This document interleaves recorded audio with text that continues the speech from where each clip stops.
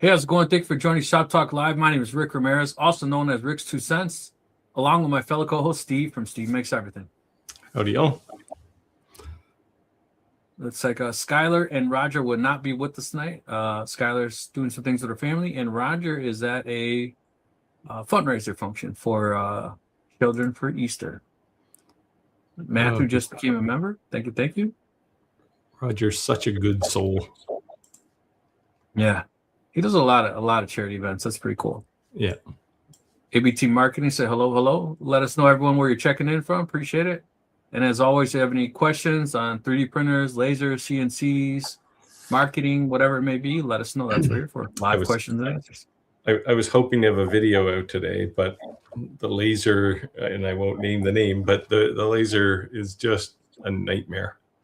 Oh. So I sent a message and said, I don't know where to go with this. You're going to have to send me a new laser or something because this one is not good. Man.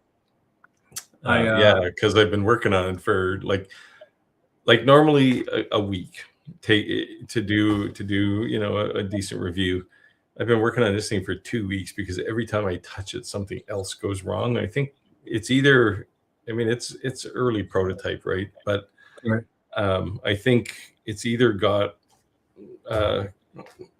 like high voltage noise coming back into on some of the data lines, or the controller is knackered. And can you say what type of laser it is? Oh, it's a CO2. Okay. So yeah, it's been problematic. Oh, Roger's live at the event. Hey, Roger. Okay, I'm not going to be able to hear you. Since we're on live, I got to do this really quick. I'm going to have to get off. The band's going to start, then you'll get hit up with copyright stuff. So what I'm doing is I'm down here for the Ranch Riders Annual Easter egg filling event. And I don't know how much of this you can see in the background, but there is got to be near 100 people here. We have 30,000 eggs and stuff, and they're all going to get put out on Saturday morning for a great big Easter egg hunt. And then there's a bike giveaway after that. It's all a charitable event. It's put on by the Ranch Riders of Davenport, and there's a lot of riding clubs and motorcycle clubs that help sponsor this. And of course, I'm part of the Moose Riders, so we're here too. So I know I can't stay on long because the band's going to start, and you're going to have with copyright, but I wish I could get on with the rest of you tonight, but like I said, we got 30,000 eggs and stuff. So catch y'all next week. Hey, Roger, thanks for dropping in. 30,000 eggs. That's crazy. So he's earning some brownie points with the man upstairs. McPhail said hello from South Carolina. Hello, my button don't work to let me.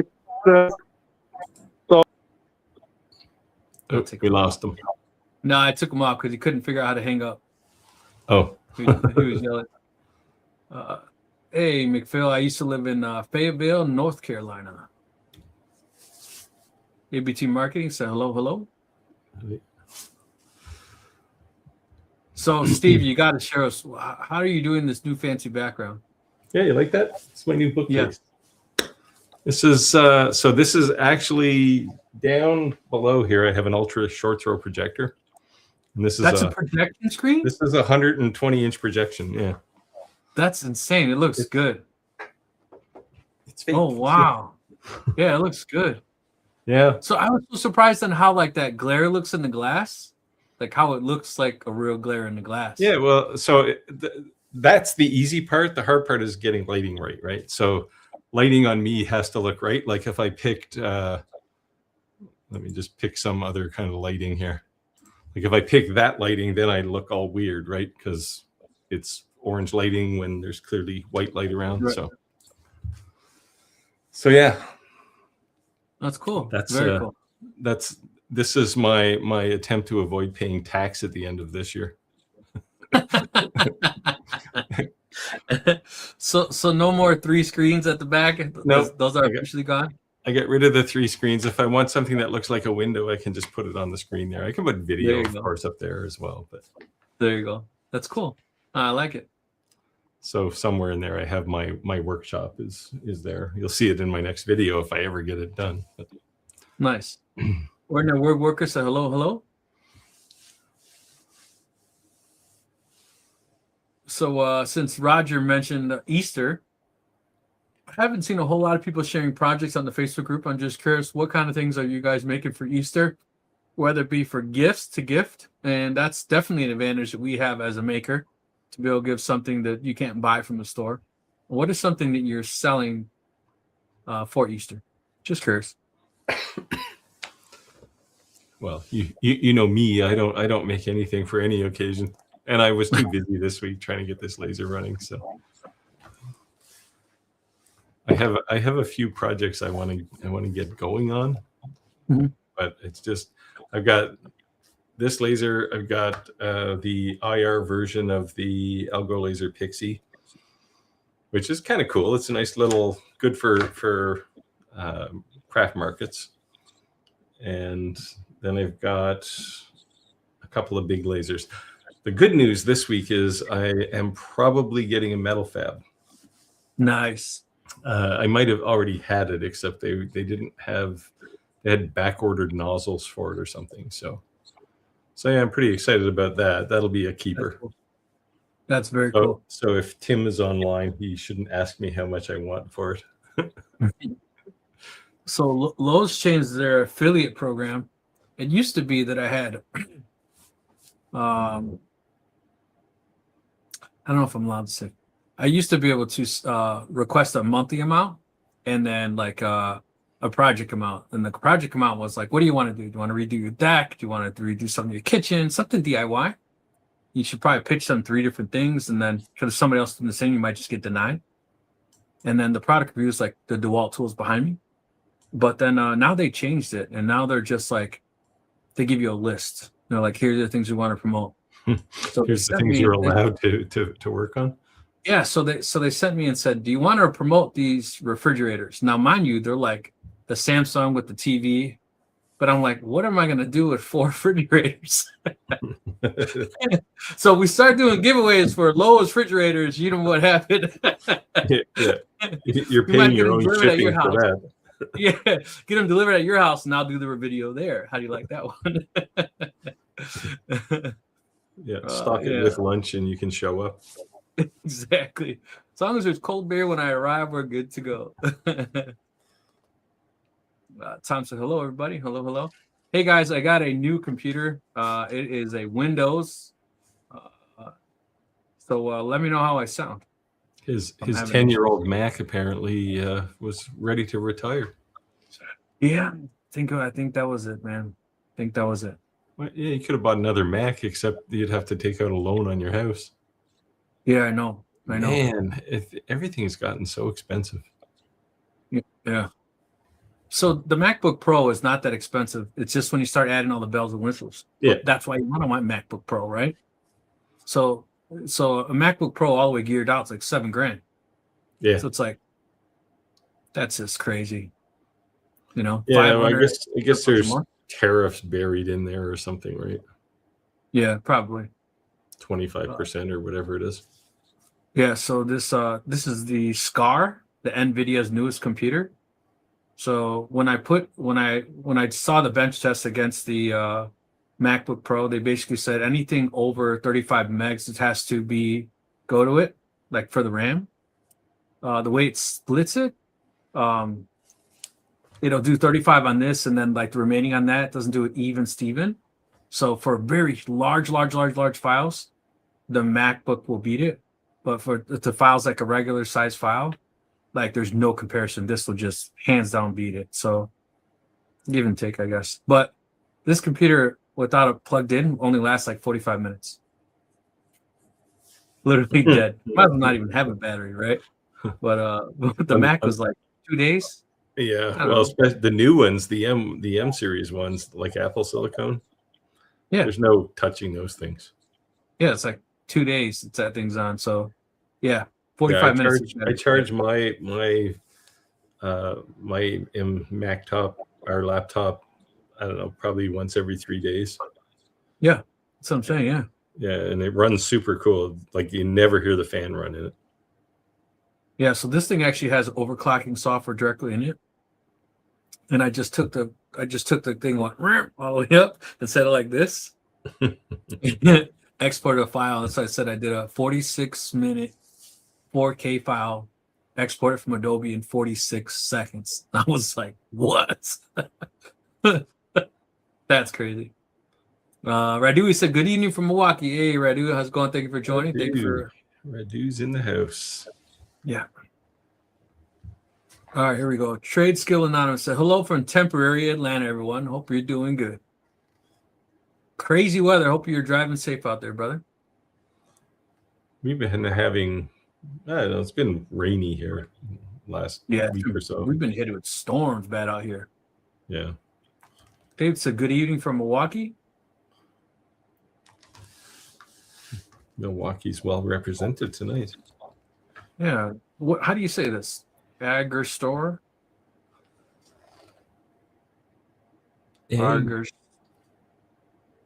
I'm just going to go with store. I'm going to go with store. Good evening from South Central Wisconsin. Hello, hello. Unless EG is the initials. Yeah. There's Tim. No, you won't see it tomorrow. It hasn't arrived yet, Tim. But oh man, look who's in the building. Haven't seen this face in a while. Clayton, where you been, brother? Clayton, where have you been? Aloha from Hawaii, everyone. Please smash that like button. Yeah. Welcome back. Where have you been, man? I know. Where you been, man? How's business? I'm assuming right now in Hawaii it's tour season coming, right? Everyone's going on spring break. The summer's coming. Here we come. Well, they've had a lot of rain there, like a lot of rain. Buddy of mine, his sister has a condo in Maui, on Maui, and he said it used to be her house, the road, a parking lot, and then the beach, and then the ocean. And they've had so much rain and high swell. He said now it's really the house and the road. Whoa. And the ocean. It's a good thing they were set back. Yeah. Reddy said 30,000 eggs and no tacos, no quesadillas. Yeah, he's getting to work. 30,000. Shouldn't have to look too hard if there's 30,000 eggs around. Yeah, they'll probably do like a big farm field or something. Kevin said, hello, everyone from Pittsburgh, Pennsylvania this week. Hello, hello. Thank you for joining. People seem to travel around a lot. ABT Marketing said, you look better in orange, Steve. There's always a critic. What you get for making fun of our president?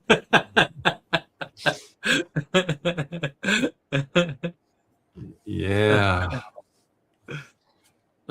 Won't get into the politics tonight. Oh, there's so much to say, but none of it should be said. Oh, man. You know, it's what our mother used to say. There's nothing good to say. Don't say it at all, because there's definitely nothing good to say. Yeah.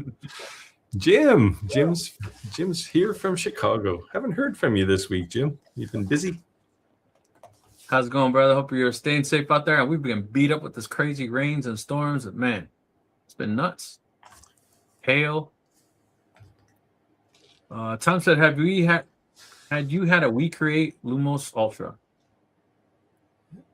I haven't.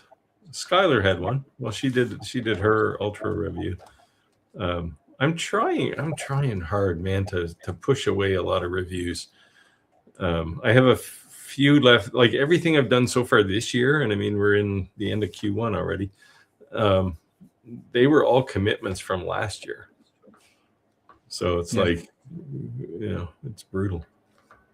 Yeah, so I got this. I don't know if you got this, Steve. I think from Facebook.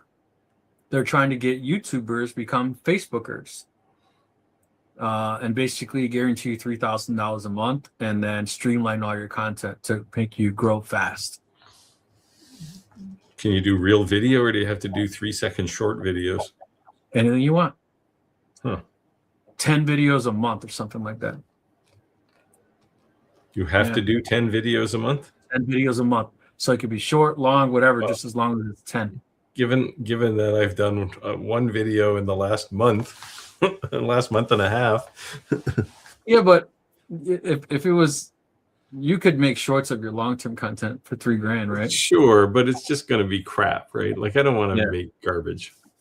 There's enough AI pollution on the network. We don't need more just crappy videos. So. Speaking of AI, man, it is getting pretty insane. Yes. It's getting insane.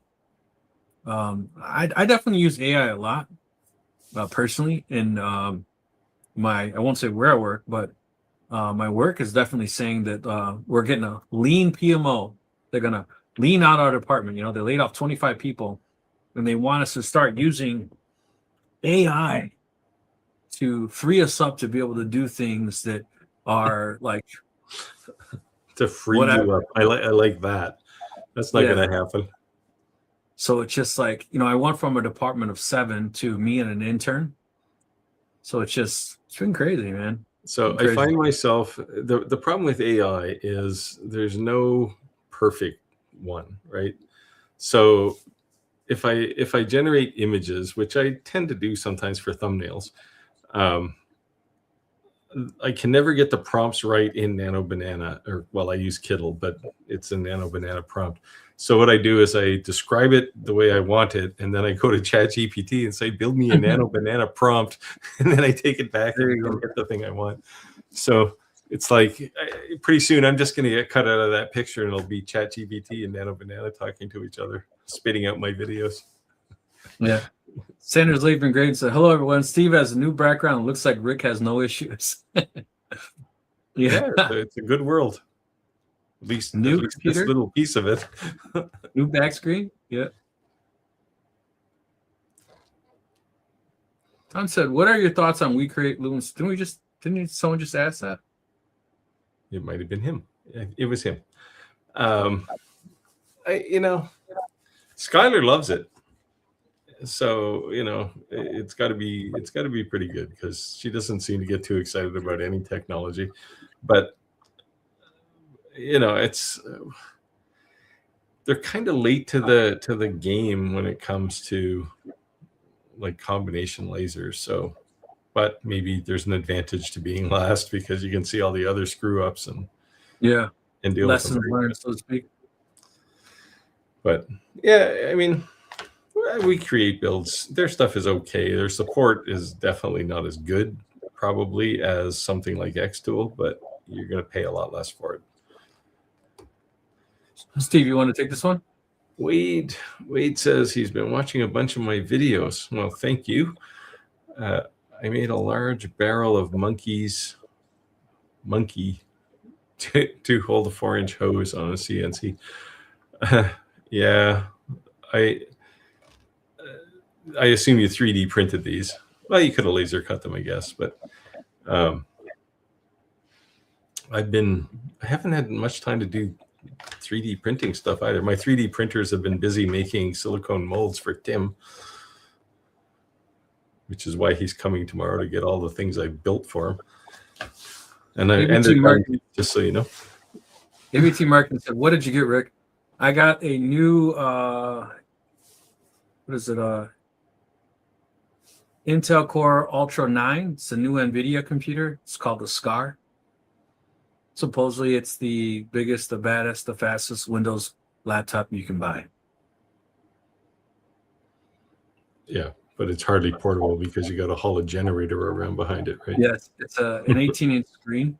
It's got a 240 volt power supply. It's got a diesel motor.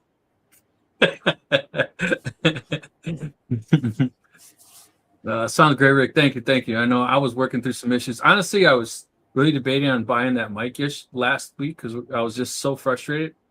And I said, I don't think the mic's going to help. I think it's really the computer. Even after I ran all that Cat 5 and all that, Cat 8, I'm sorry.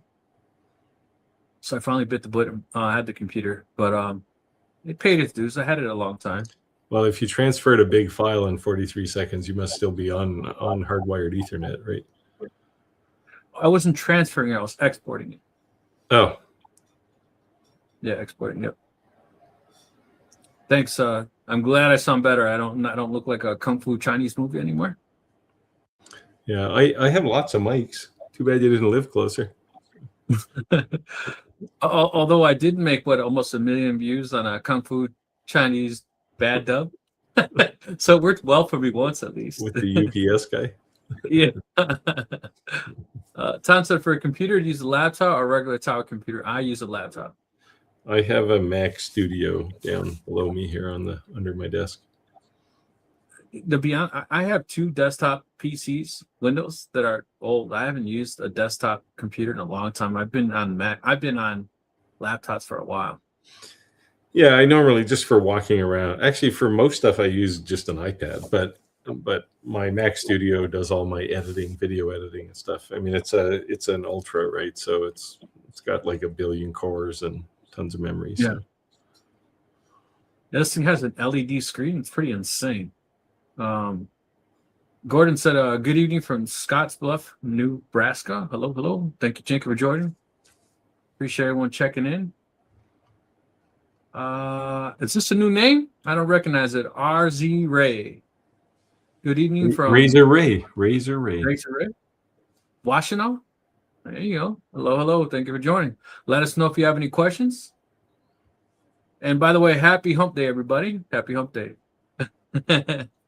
Ordinary Woodworker said, yeah, it's great, Rick. No microphone gremlins this week. You know what? I'm actually even using the onboard 360 microphone for the camera because I'm so used to a Mac. You plug everything, it just works. And Windows, guess what we're going to have to do? Download drivers. And blah, blah, blah. All evidence to the contrary when you say it just worked. I didn't do anything. I think it was just your Mac was 10 years old. It was just rusty. Yeah, it paid its dues. AGT. AGT restored. There you go. Antique Gardener tractor restored. Okay, nice one. Oh, I got a John Deere, and what is the other one? The orange one. What the hell they call? You have one of those too. A Kubota. Kubota. Yeah. I got the Kubota for my wife because it's smaller, and the John Deere is mine. Since I got the robot mower, my tractor doesn't go out too much in the summertime. In the winter, I use it to clean my driveway, but that's like 3 times in the winter. So I don't know. Maybe it's almost time to sell it. Yeah, although I say the Kubota like never has issues, and the John Deere always does. Yeah, well, yeah, I've never had any serious issues with my Kubota either. It's a 2018. Yeah. I blew a radiator. Now I got some kind of short. Tim said I meant the laser you're having issues with. Oh, yeah, you'll see it tomorrow. It might be upside down in my garbage bin, but Star Texas Design said hello. Hopefully they can fix it. Hello, hello.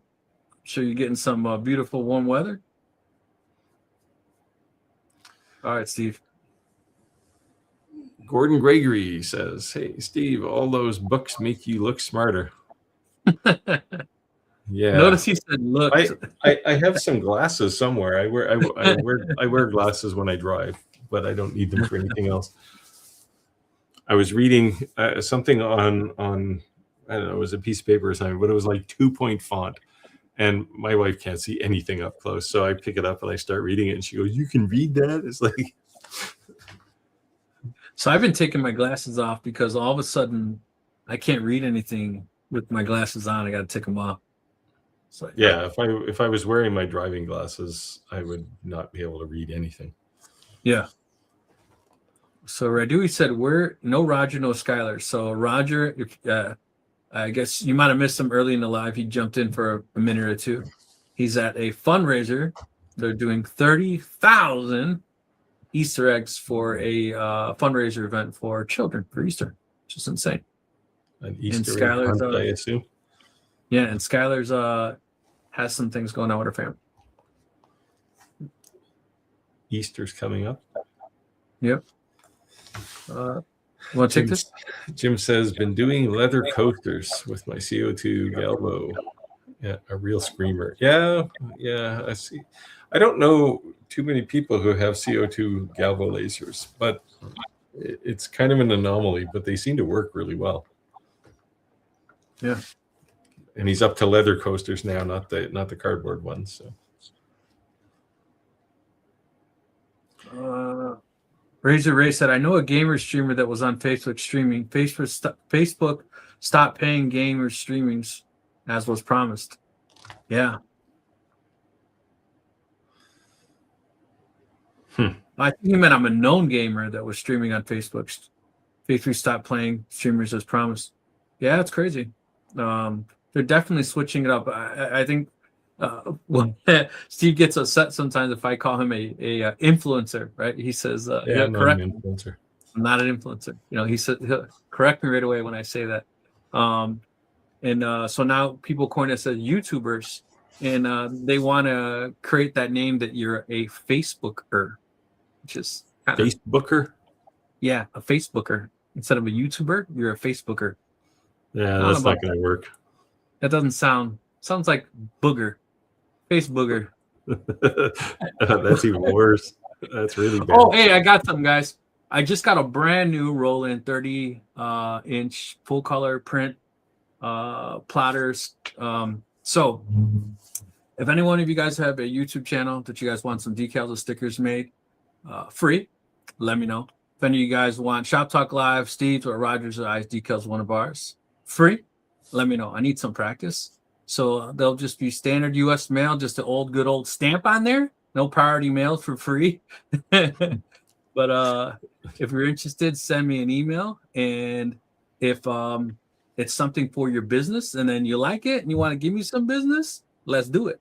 If you just want to show us some love and have Steve, Roger, or Eyes or Shop Talk Lives, decal in the background of one of your videos or photos and show us some love, I appreciate that too. So like I said, some free 99. I need some practice. And I practice what I preach when I say don't go live to a market and offer or expect to sell something to someone when you don't know really what you're doing. So the reason I'm giving it to you for free is because it gives me some chance to practice. Are we going to see you at a market? Nah.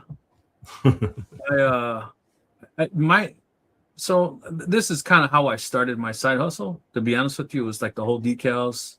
I got pulled in somehow doing beauty salons. Don't ask me how that happened. But maybe it was my beauty. I don't know. But anyways, I'm back at it. Probably for your hair. That's why. Yeah, exactly. Let's find where I was at. I don't know. You lost us, man. Hold on. Oh, I think we were there.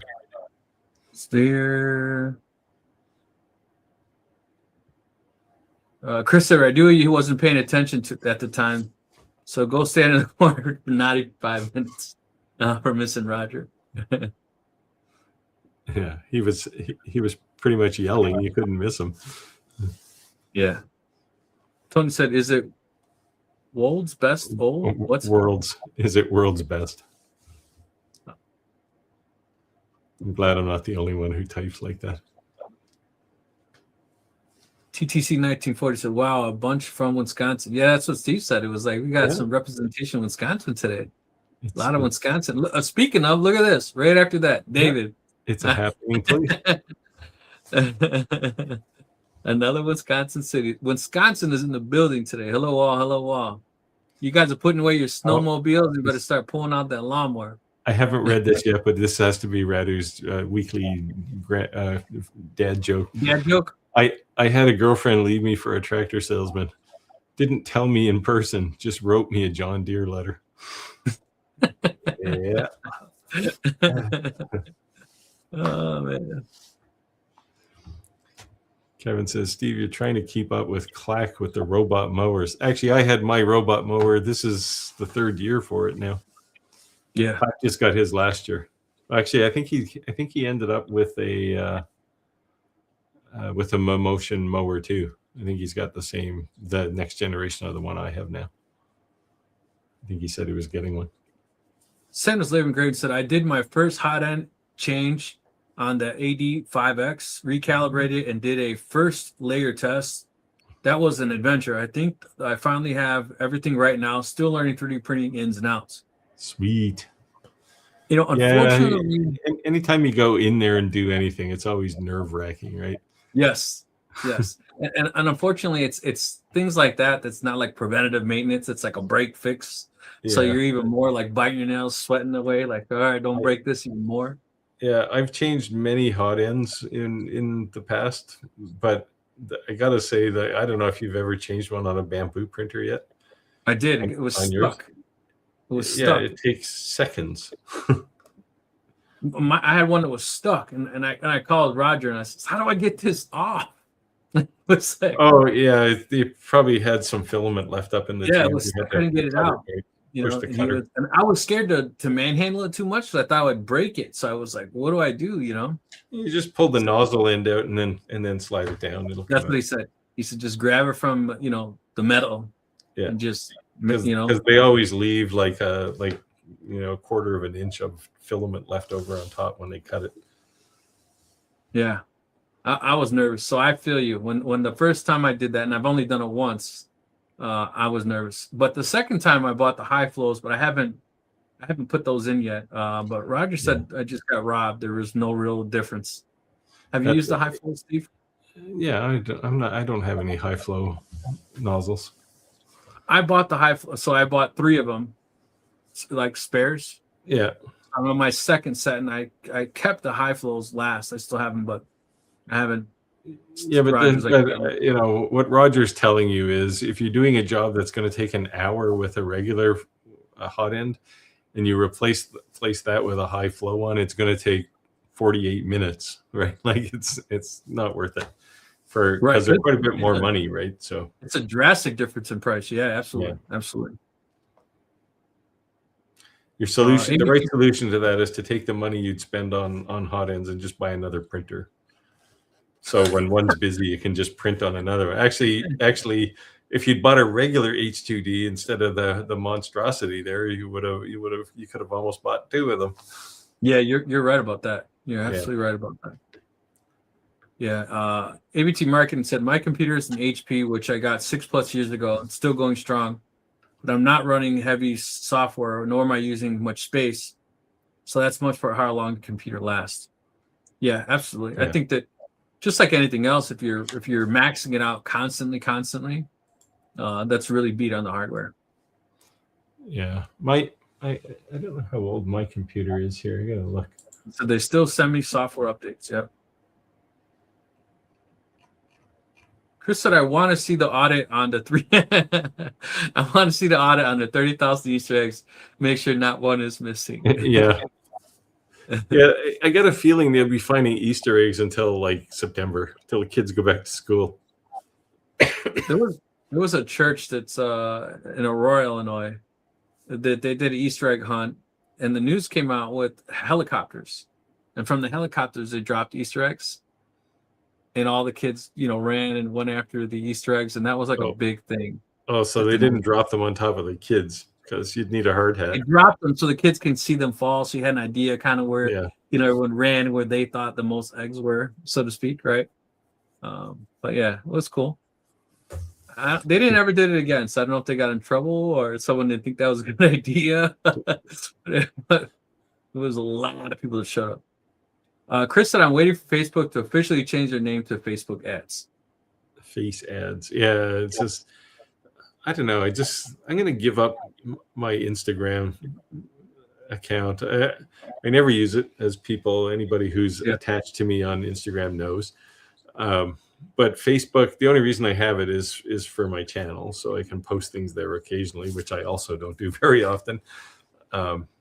It's just, but anytime I go there to look at stuff, it's always crap that I don't care about, right? It's like anybody who I'm connected to, I don't see their stuff. I see a bunch of random things about, touring the Wild West or whatever. It's always dumb things that it's like, why are you showing me this?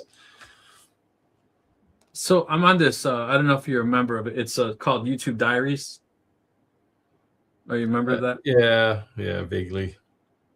So YouTube Diaries, you answer a bunch of these, like it's paid, just being honest, questions, and they kind of just ask you like, why did you become an influencer?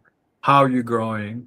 How do you feel about YouTube versus other social media platforms? And this week they really went in on Instagram, and I said, you know what?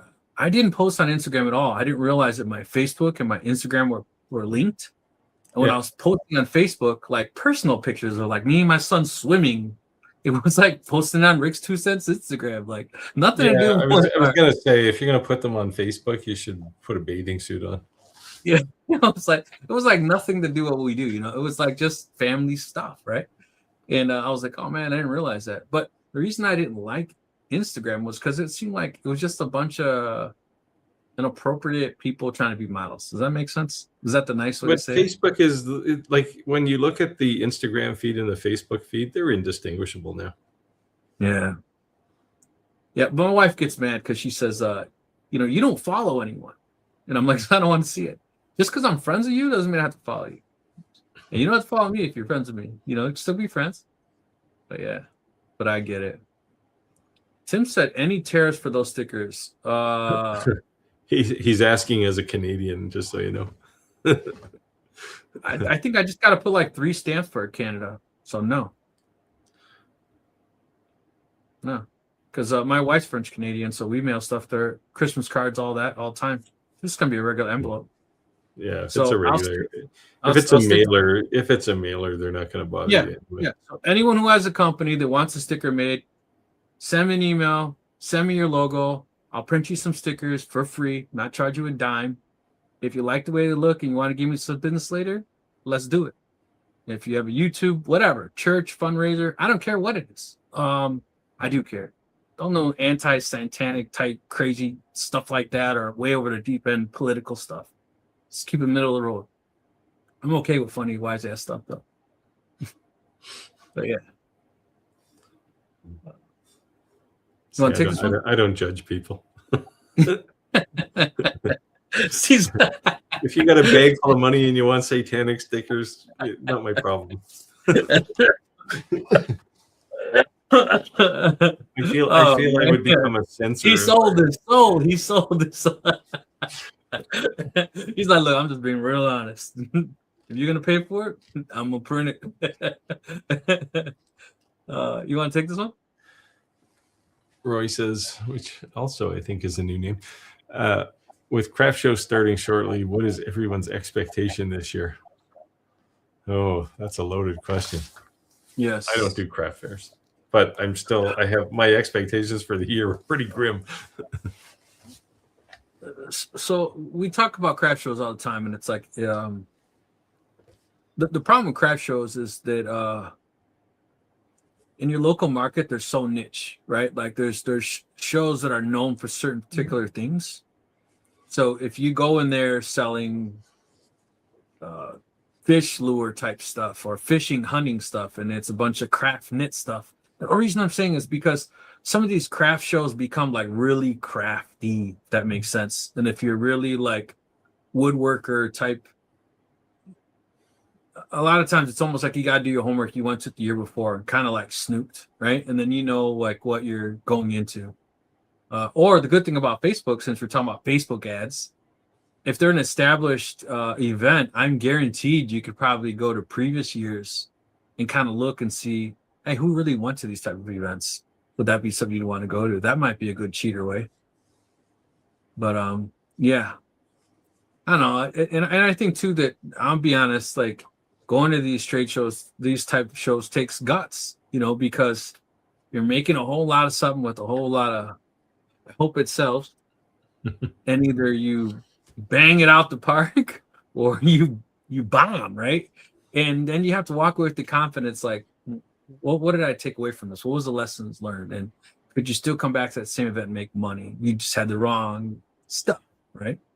Yeah, the thing to appreciate about craft markets is there's tiers, right? Yeah. And you want to start in the basement basically, and work your way up. And because it's cheaper for one thing, you're not going to make a ton of money, but you'll gain a lot of experience. Yep.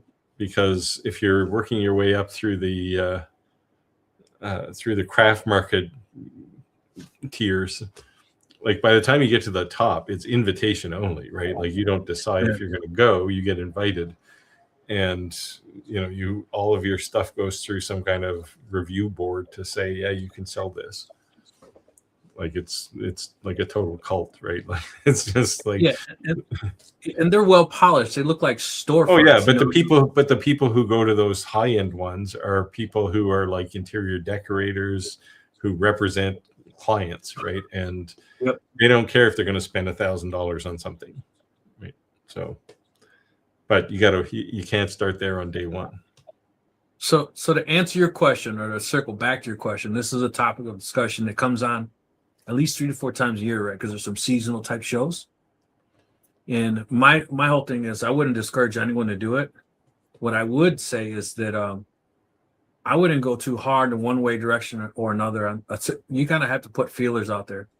As Steve would say, you're lost leaders to kind of see what really is going to sell at that show. And if you don't do extremely well at that show, you're going to be prepared the following year, right? Or every show is going to prepare you for the next one, right? And you're going to get ideas from setups because you think, oh, this looks so great, how everything's set up. And you start looking at other people's booths, and then you're like, man, it's discouraging because these people have been doing it a while, man. They got these fancy tents, and they got these nice pullovers over their tables, and they got these tables set up where all their equipment, all their way that's displayed. There's a lot to learn in trade shows, you know. So I give everyone credit who does that. And go to the tables that have a beer fridge under them. Here you go. Chris said markets are made for market research. Yeah. And then, like I said, there's people who are very successful at it. I mean, Clack does them. Yeah, he does a lot of them. Yeah, but like I said, you got to have a little bit of nerves with steel at first. You're starting off. That's a little bit of thick skin, you know, and not be discouraged if you bomb. You want to take this one? Got my Snapmaker U1 about 2 weeks ago, and I love it. Yeah, it's a nice machine. It's faster than a Bamboo A1. Yeah, that wouldn't be too difficult. And no purging, saving time and money. So this is all true. Just so everybody knows, the U1 price is about to go up quite a bit, if it hasn't already. The advantage here is you're changing the entire extruder, right? So you don't have to purge, you don't have to do anything, and it takes about 3 seconds to change it. The downside is you only have 4 colors. Yeah. Whereas like the H2C, which, yeah, granted, it takes 10 seconds or 15 seconds to change filament, but you can have 24, 25 colors, right? So, and different materials too. Yeah. In the same print, which well, the U1 probably supports that, but some of them don't handle different materials very well.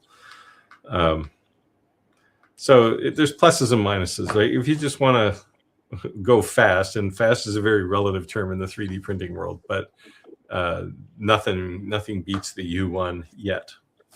There is a new printer coming out that will be faster at changing. So I remember when I first got the EMS Pro, I was talking to Roger and I said, "Hey Roger, how do you have yours set up?" He said, "It's all the same color." And I was like, "Why?" And he said, "Because I mass produce print stuff, so I don't want to run out of filament." And at first I was putting all these different colors, and now I find it's like 2, 2, 2, 2, because of that exact reason. 2 blacks. Yeah, if you do mass printing of things, you'll have a whole AMS full of black, right? Yeah. And and that's also when we were talking about Creality versus Sunlu versus Bamboo, like, you know, the advantages or disadvantages you notices, you know, and when you're doing that, going from one role to another, when it's just leading to another role without you being there, that's what I was saying. The only thing I noticed with the Creality was that bent at the end, and sometimes it wouldn't. Yeah. And then the only thing I noticed with the Sunlu, and only reason I don't smell it, so I don't know it's there, but my air purifier detects something in the air when I'm running Sunlu filament. Now, is it something bad for me? I'm not saying that at all. I'm just saying it detects something. With the Bamboo filament, it doesn't detect it. Which is even more funny is that everyone says Sunlu makes Bamboo's filament, but, you know, there could be something different. Yeah, so the word on the street is that Bamboo is setting up their own line for filament. So I don't know how long we can say Sun Lu makes bamboo's filament. Yeah. Sun Lu sent me I showed you a bunch of filament they sent me. A bunch of it was PA6, which is nylon basically. And it was, so I was playing around with it. It was very hard to get the settings right, but man, once you get them right, it prints really nicely. And the prints are bulletproof. Like they're just amazing. I never noticed a difference in quality in the prints between Crowdy, Bamboo, or Sunlu. Like they all seem to print pretty nice. They all print pretty well. There's definitely a print quality difference between Creality and Bamboo, at least the H2 series. It's not that Creality is bad; it's fine, but Bamboo printers are definitely the nicest right now from a print quality perspective. But you pay for it, right? Like it's cost money. On the Creality rolls, I noticed like a powder or white residue sometimes on the filament. And only notice that because it's actually in the you know how it spins on the AMS Pro or HT. It's in the bottom of that, so it had to have come off that somehow when it was spooled up. Maybe they put some kind of powder on it to lubricate. Yeah, it's getting put on the spool or something. Yeah. I haven't noticed it affect my prints at all, but I just noticed that. And then the other thing is that like you're gonna be biased in certain colors. Like you're gonna like a red, you're gonna like a blue. And Bamboo's navy blue is not the same as Crowdy's navy blue, you know. So those are gonna be, and the other thing is like Bamboo's white is like white. Yeah. And I've never found anyone's filament who's white, and I like that really bright white. Yeah, I use mostly matte colors. I don't use the regular basic stuff because it's a little too shiny. But I use a lot of white and a lot of black. Yeah, me too. Although now that I have the M1, the filament extruder, I'm making my own filament for a lot of stuff now, so I can get the blue I want. Now it's Steve blue, or I can do clack orange, I guess. Nice one. Just to say, hey, look, I have it. What do they say? Why'd you do that? Because I could. Because I can. Well, I've made a few rolls of orange filament this week while I was trying to make. So Bamboo has a color called sunflower yellow. It's mostly yellow, but there's just a hint of red in it to make it a little bit sharper. And I was trying to make that, and inevitably I made spools of orange because you need like a lot of yellow and dust of red. It's just, you can't even measure it. Like I have a scale that'll measure in hundreds of grams, and I'm just still putting like just enough to move the dial, and that makes it orange. Wow. Red is brutal, man. Chris said spend 25 minutes changing the hot end to save 12 minutes on print. Yep, sounds about right. Then you forgot you have to drink 3 beers and how many 4-letter words you said along the way. You're like, oh, don't break. Please don't break. Yeah, you drink a lot of coffee when you're doing 10-minute jobs in the shop. Please don't break. San Jose Engraving said, just got 2 new laptops, just finished a few minutes ago from Amazon. I guess I'm listening and setting up the rest of the evening. Nice one. It's always nice unboxing stuff, fancy stuff for the. Yeah, and it's technology, so it can't be all bad. ABT Marketing said, Rick, what brand and type printer plotter did you get? I mentioned such things, equipment like DTF, DTG, and so on, especially since I'm pivoting my business. So I have a DTG printer. I have a DTF printer. I have a 54-inch plotter, and I just got a 30-inch. It's the Roland BN30. So I'll show some. If you guys join the Facebook group, I'll share some pictures. And this thing prints like high quality, like high resolution I can print super high resolution. Not that anyone want that on a regular sticker, but I can. And I got 30-inch rolls of paper too, and I also have a laminator. So obviously inside something you wouldn't have to put laminate, but if something's going to be permanently outside, it's going to be beat by the sun. Lamination makes it nice. Yeah, I'll definitely be dropping some videos on that. The Sign Outlet Store in Lisle, Illinois helped me out with that one. So definitely be dropping some thank you to them for sure. But yeah, ABT Marketing, reach out to me. So before you move on there, so have you seen the new Ultra Press from Xtool? I haven't seen in person, but I've seen shorts. Yeah. Well, all the like who's done one, Nick at 628 Woodworks, 628. Yeah, I think so. He did a review on it. So did Laser Engraving 911, I think did. This thing is really cheap. Like it's like right now you can get it for $279. It'll do certainly all the DTF type heat press stuff, but most importantly, it has the ability to do. Geez, now I'm gonna have a brain fart. 3D forming, like vacuum forming. So you can put a block of wood there and form a piece of plastic on it, so you can make molds for things. Yeah, it's pretty cool.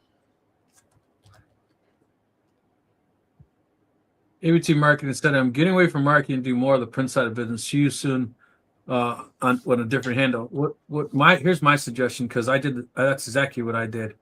But I started that way, right? Because you can outsource to still make money and then save to buy your own equipment. Is that if you're going to do one-offs or something, right, just outsource it.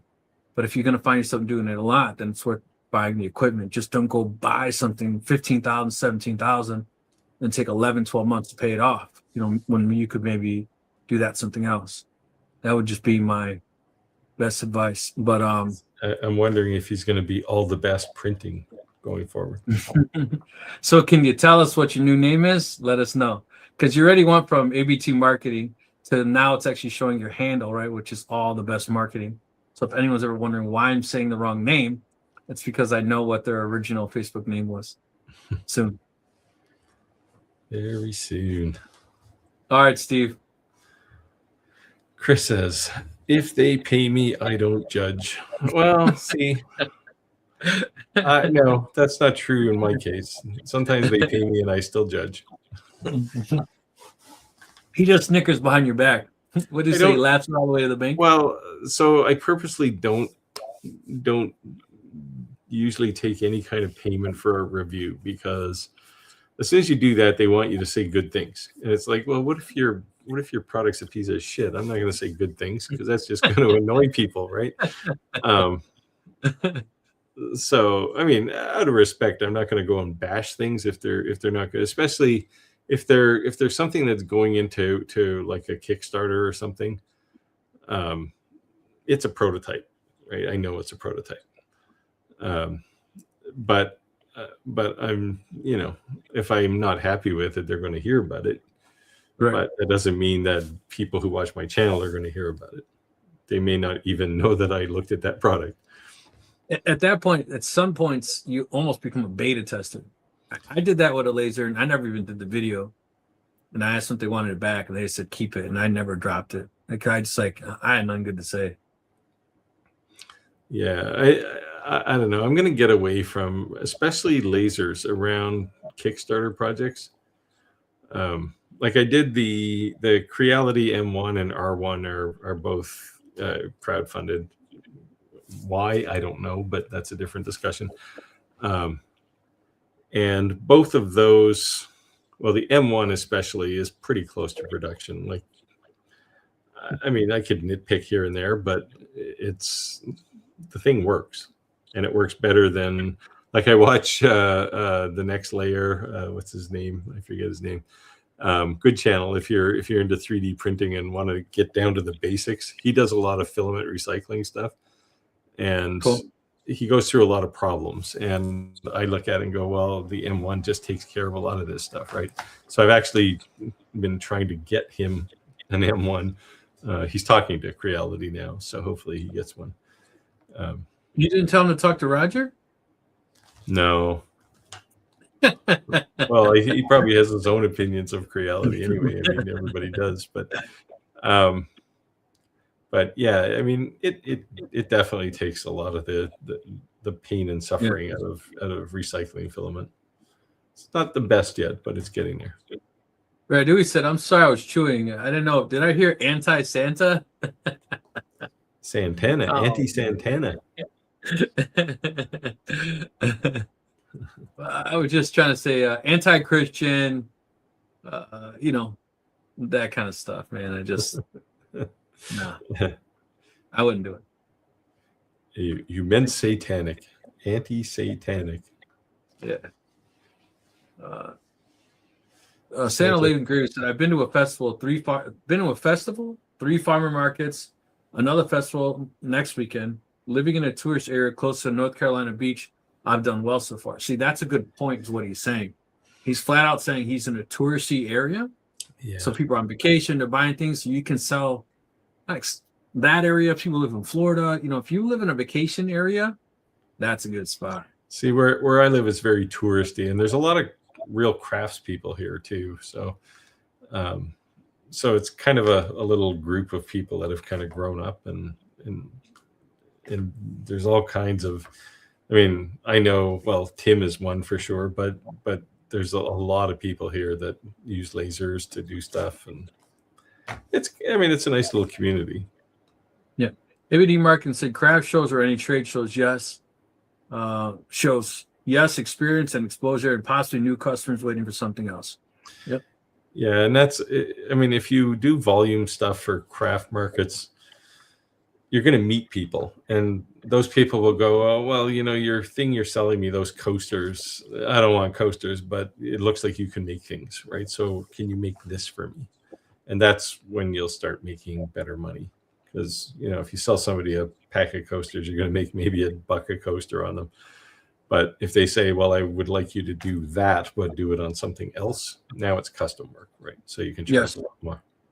Yeah, the point is they see what your laser is capable of, but they just Well, and you, right? It's not just your laser.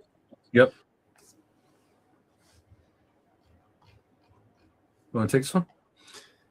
Santa says, "Another tip on festivals and shows: speak to everyone that goes by your booth. You can pull in a lot of people with a simple, 'How are you doing today?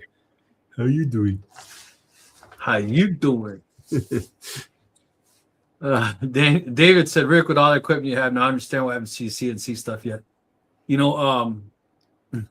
I said this a couple weeks back when they were asking me certain things. I said, YouTube doesn't pay the bills, man. Just being real honest. Like, I enjoy helping people. I enjoy it. And you see all this fancy stuff around here. It's not all free, man.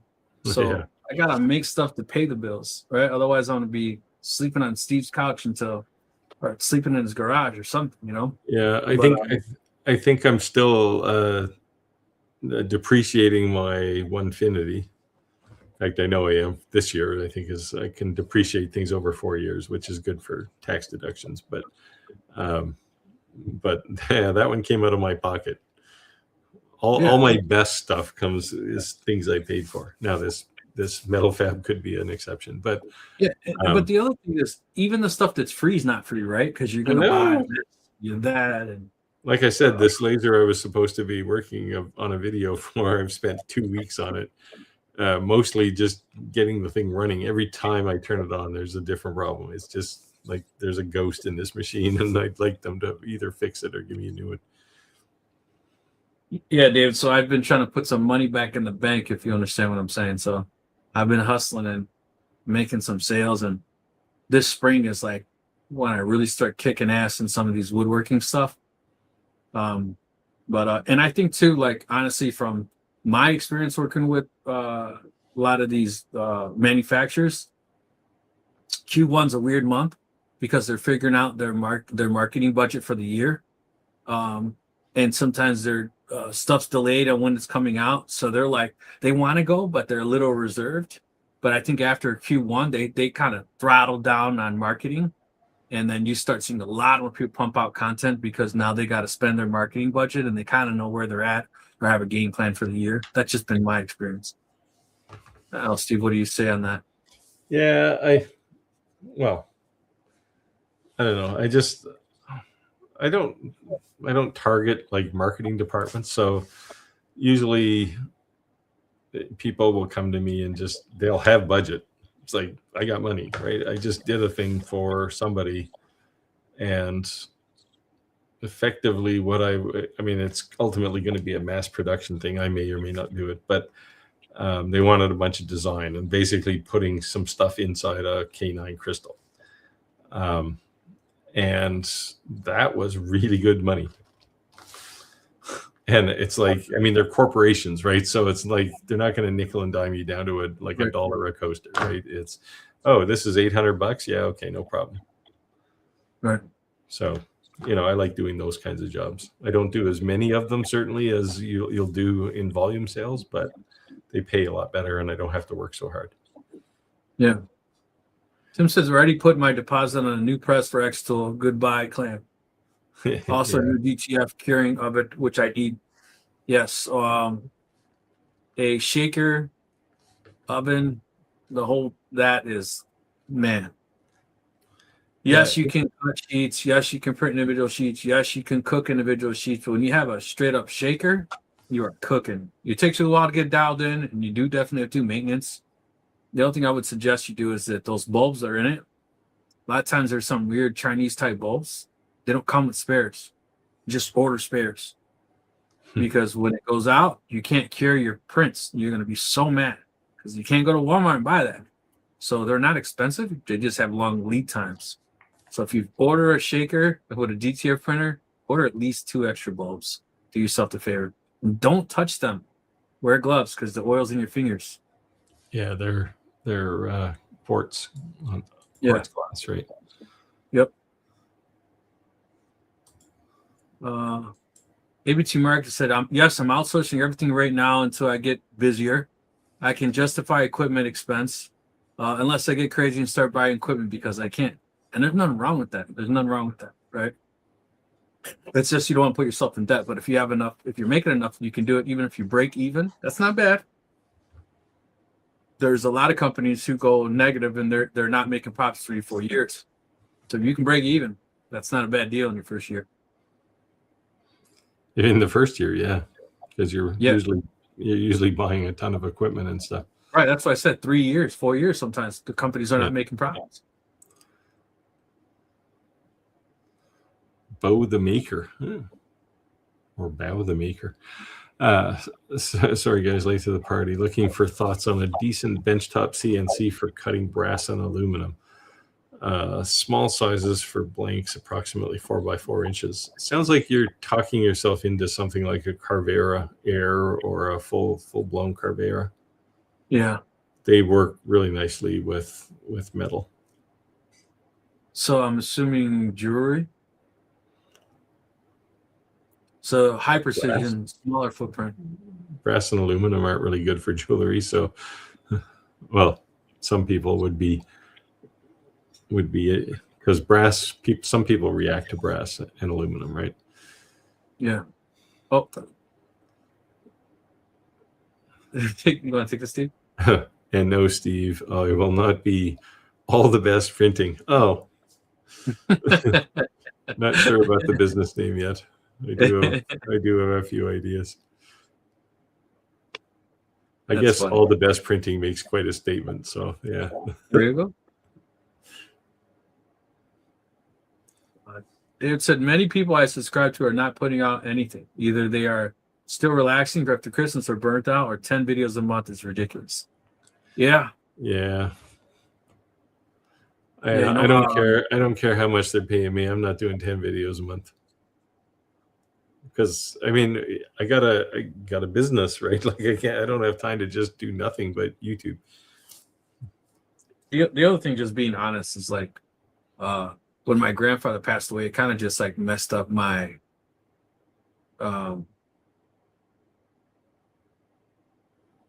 like my mojo, you know, just like the flow of things. And I tried making some videos, and I just came off like distracted, not into it. And this podcast I've been consistently doing with you guys, and it's kind of pulled me out of my shell a little bit, and I'm ready to kind of hit the ground back running again. But it threw me off. And then, you know, Rogers, not mean to share his personal business, but his wife passed away, and I kind of felt him going through the same thing. Yeah, so I would say that when I first started this podcast and I asked Steve and Roger, would they do this with me? The reason I asked Steve and Roger is because I watched their content and I valued their opinion. It wasn't that like, that was just basically it. But I didn't know them, right? Like Steve and Roger weren't my friends. I didn't know them at all. Just watched their videos. Matter of fact, we didn't even really interact that much on YouTube. I just reached out to them. But now it's a year and a half, almost 2 years doing these videos. And I do consider them both my personal friends. And we've talked a lot and grown a lot together. And so I haven't told you this, Steve. So thank you for when I was just kind of needed that. Keep going. You guys pushed me. So when I got the very first message from you, what was going through my mind was, who the hell is this crackpot? But yeah, it seemed legit. Yeah. Here we are. Yeah. Yeah, it seems like an eternity. Yeah. Chris said I buy stuff episode common I can just to learn how to use it and help others. Yeah. Yeah. So it's like we were saying though, even if the stuff that's free, my wife gets mad at me. Like the lasers, the dust collection, the CNC, the dust collection, the exhaust. Nobody's giving you that. Like all that stuff adds up. Like I made fun of Skyler because when she got the CNC, ask Steve what he said to me when I start asking, should I buy this bit and that bit and this bit? You guys haven't seen the CNC video. Trust me, I've been using the CNC. Yeah, you really only need like 3 or 4 bits to get started. Yeah, but just none of them should be a $500 leveling flattening bit. I know. Just so you know. I got Click Happy and was like 4 different sellers, and hey, what I couldn't do. Well, it happens to me all the time. But I tell you what, I'm happy though. Like the wall behind me, it's the first time that I've been using the 3D printer myself. Right. So since I've gotten it, I've been printing all kinds of stuff for all kinds of people. And for the first time, this whole like 2 weeks, I printed nothing for no one but myself. You know what? Like it was like, oh, this is cool. You know what I mean? Like it's finally like, this is cool. Yeah, it definitely comes in handy and stuff around the shop for sure.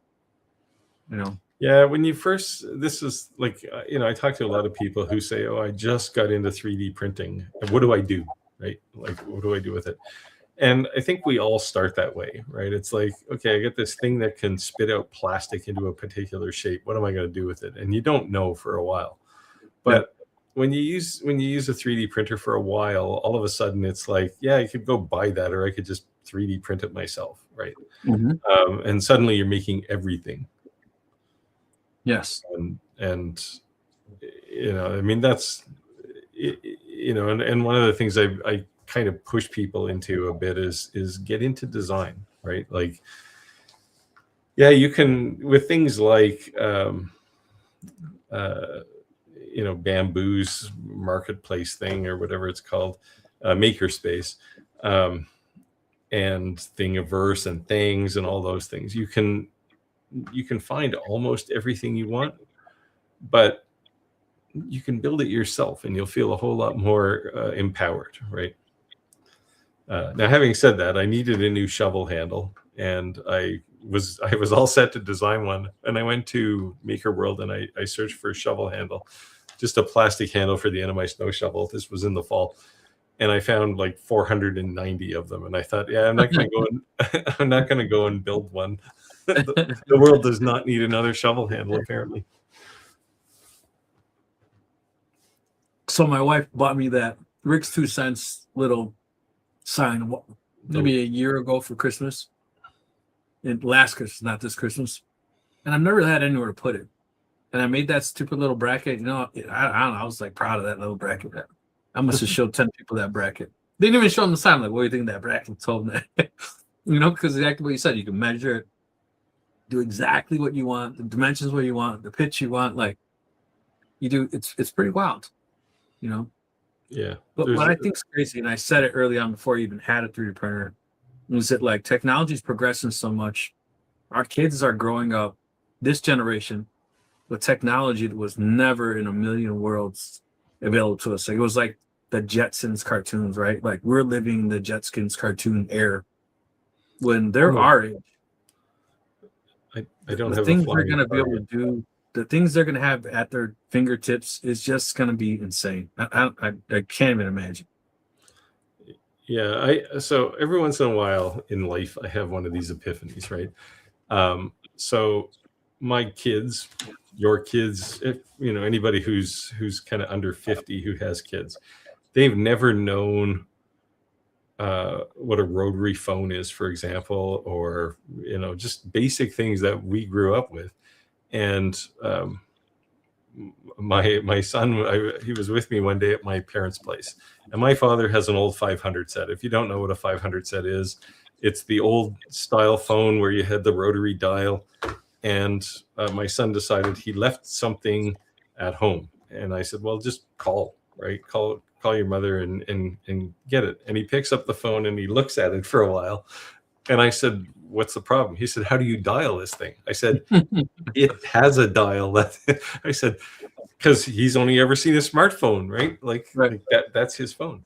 And I said, just dial the number. You see all the numbers in the holes? Yeah. Okay. So he just starts poking his fingers in the holes. I said, no, you gotta put your finger in the hole and drag it over to that little silver thing. And he was fascinated by this. And it's like, so I was intrigued, but I felt really old when he said that. Yeah. It's like, holy cow. God help him if he ever gets a manual shift in a car. There you go. Want to take this one, Steve? Jim says, pricing question. If I buy glasses for $2, this sounds like a math problem. If I buy glasses for $2.50 each for engraving, what would you upcharge over the cost? An easy metric is like 3x. So, I mean, if you buy this for $2.50, you're probably going to take a minute to engrave it if you're using your, whatever laser you're using. And, you're going to sell it for $7.50, maybe $8. The one thing that I would say, and I argue with my wife about this all the time, is don't forget to charge artwork fee. My wife gets mad all the time. I'll say, okay, because someone will ask us the price, and I'll say, this is the price. Here's our artwork fee, setup fee, the mock-up fee. Yeah, I'm going to give you so many revisions that you don't like how this looks or that looks. Yeah, I usually, I'm like, depending on the customer, I'll charge a setup fee. If it's a new customer and I don't know who they are, but I mean, I have customers who make me thousands of dollars a year. I'm not going to charge them a setup fee. That's different. Recurring customers. Yeah. The other question here, Jim, is if this is for a restaurant and they're going to make, they're going to buy 300 of these a year, you may not want to charge 3x, right? You may only want to charge 2x or 2.5x or something, because they're going through, especially if it's a restaurant, they're going to break a lot of them, and they don't want to pay $8 for something they're going to drop on the floor at least, once or twice a night. And it might be okay to even just flat out ask them, like, hey, and they may lie to you, but you can see the reaction in their face, like, realistically, how many do you think you'd be able to go through this in a year? Like, what do you think your purchase is going to be like? Because just tell them, like, because if we're going to build this rapport and continue business, I'm able to give you a better deal than this is a kind of a one-time deal. Yeah. So. Yeah, I mean, if it's somebody buying one glass, yeah, they're going to pay top dollar for it. But if it's, I mean, I do mostly business to business stuff, so it's always, I need 1,000 of these or 500 of these or something. And those are not going to be 3x pricing. Yeah. Because it's 100 this year and 150 next year and whatever, right? So, recurring revenue is the dream in absolutely business, right? Santa's Living Grade said, learn how to design, scale, promotions, views, all the important concepts to understand how to make designs process early. Yes. Yeah. Yeah. I mean, it's when you stand at the base of that mountain, the design mountain, and you look up, it's a pretty big climb. But once you get to like, if you put, I don't know, maybe 40, 50 hours into something like Fusion, you'll be competent enough, especially for laser engraving, because a lot of it is mostly 2D. But you'll be competent enough that you can really design your own things. Yeah. And from there, it's like, oh, I want to do an assembly, right? I want to see my project put together. Is it all going to fit together? So you'll learn that piece. You don't have to learn everything at once, right? You start with the basics. And the other thing is that, kind of like we say with lasers, same thing as 3D printers, is that someone gives you settings. Even a like for like 3D printer, it may be different. A like for like laser may be different because the material could be a little different. So when you're using someone else's design, it's a proven concept. Like, you know, that prints well. So when you have a failed print, something doesn't work right, and you're basically fixing one problem, your settings, right? If you don't know how to design and you don't know the settings, you don't know, is it your settings wrong? Is it this wrong? Is that wrong? So you're going in so many directions, you're changing too many different things, and you don't know what's the cause of the problem. So at least by starting off by printing someone else's designs, if and when you have problems, you're troubleshooting one problem at a time. Then when you kind of venture off to do your own, like, I've seen that before. I know that happened because I need to slow this down. I know sometimes I should bump up the temperature. I know that because the humidity is too high in my filament, you know, and I'm learning that myself as I was going through. So yeah. Yeah, lasers especially. I mean, whether you write the settings down or save them in something in like a Lightburn library or just remember them. Like, if I'm going to cut a piece of 3mm plywood, I'm not going to go look for the settings. I know what they are. You get used to it, right? And materials you work with a lot, you're going to do it just blindly. You're just going to make it happen. Sometimes I catch myself habit forming doing things, and I'm like, wait, is that right? Because you just so used to doing it like now the one thing about 3D printing is most 3D printer manufacturers, they will provide good settings for you, right? And there's not a whole lot of variation in 3D printing. Not like lasers. Like, you can take two lasers that are exactly the same model and they'll have different settings because there's something different in the optics or the laser itself. So you can't, like, it frustrates me when people say, oh, do you have the settings for this? Well, I have my settings. Would you like them? Because I will almost bet that they're not going to work on your laser. You're going to have to play with them a bit. You know, it gets you in a ballpark, I guess, but somewhere to start. But, you know, run a material test, figure it out. Take a look at the material test and go, wow, that looks interesting. Right? There's lots of information to be gleaned from a material test.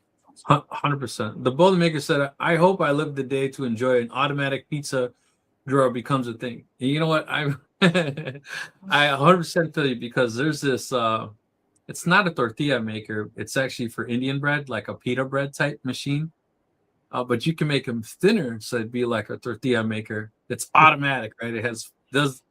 It takes all the ingredients, you just push them in, it pumps them out, right? I haven't wanted that thing since it came out, and I think it's like $4,000, right? Like, it's like a Mexican bread maker. Yeah, would you want that at your house? You know, but I've been reaching out to that company for a long time. Like, man, you need to give me one of these, let me review them. So if I'm ever reviewing a tortilla maker, you know why? My dream came true. Yeah, I mean, the automatic pizza drawer, I assume it's just like, I feel like a pizza and you go open the drawer and pull out a slice. That would be pretty neat. Yes. I may be opposed to, I may actually have to review that one. Yeah, I think you'd want to build some scheduling into the software for that, so that you know, you're not eating a piece of pizza that's 3 weeks old. TTC 940 said, not including the engraving, the price. 3X. No, that's all in. I mean, like, the engraving, your effort in the engraving is mostly mounting the glass on a rotary, and then you can jigs, jigs. Jigs are your friends for sure. Spend the time on the first one, a lot of time, and the rest of them you'll just rock them, knock them. Yeah. I did some coins for, it was actually for a production company for a movie.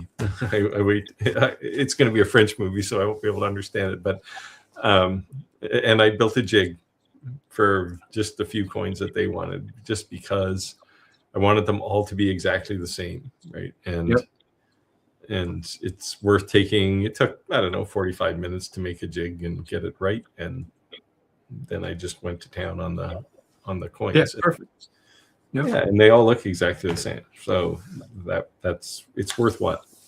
Yes. Chris said Especially my last something you do regularly. Even if it's a jig for, like, I mean, when you do an engraving for a customer, you're going to save that file somewhere.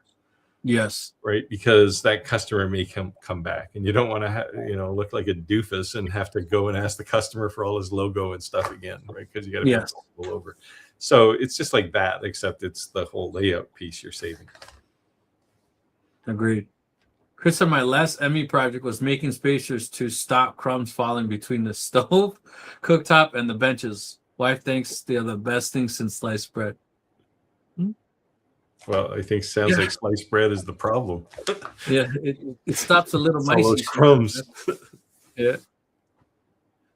All right, he said, yeah, the sliced bread does produce a lot of crumbs. Yeah, there you go. You want to take this one? Chris says, I'm doing a project that the engraving is twice the cost of what they pay for the glass. First order is 200 glasses with more to come. You're going to make decent money at it. Especially, I mean, it's repetitive work, right? So it's not like you got to learn something new every time you put a new glass in. So, you don't have to charge as much for volume, right? Most of the cost is getting that first one set up, right?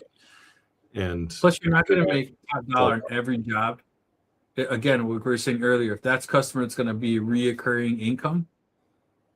Take the hit, because it's going to be steady money coming in on a regular quarterly, whatever. Yeah, especially glass, right? People are clumsy. They're coming back for more. Yep. So do a good job. You're a fair price. They will be back. Verdu said that was the best thing before sliced bread.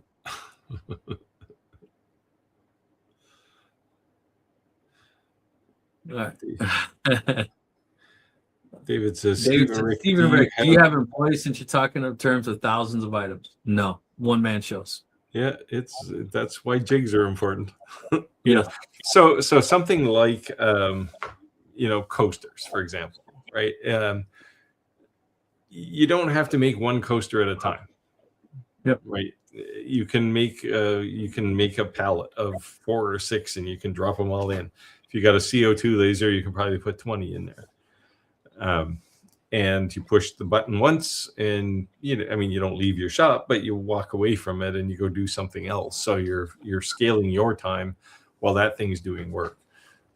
You don't really need well, there's a couple of reasons why I don't have an employee for that, because I make a lot of jigs, but I also, in my business, I'm trying to retire, so I don't really want a job anyway, and I certainly don't want to manage somebody anymore. Did enough of that in my career. Now I'm just happy to be in my own shop all by myself. So someone said to me, Rick, how come you don't formally advertise, pay for marketing? And I said, because I'm as busy as I want to be. Yeah. And they're like, what do you mean? I'm getting ready to go on vacation in June. So guess what I did? I picked up a phone call and I called 5 or 6 different companies I do business. Hey guys, what are you guys doing, man? Oh, what's up? You guys need anything? Yeah. Boom, boom, boom, jump on business. I'm busy for the next couple of weeks.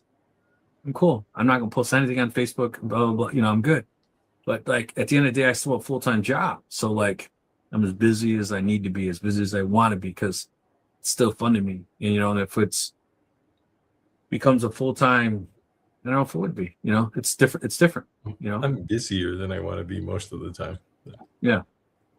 I mean, It's enjoyable though, right? It's not like when I was working for a paycheck, it was like, I got to go do this thing. I got to sell my soul, right? This is Right. different, right? I work a lot harder now than I did when I was getting a paycheck, but I enjoy doing it. Yes. And Therapeutic. that's the big difference, right? Agreed. I don't want to do more of it than I do now, but I enjoy what I do. Ready? We said before sliced bread, we would have discovered the formula of beer.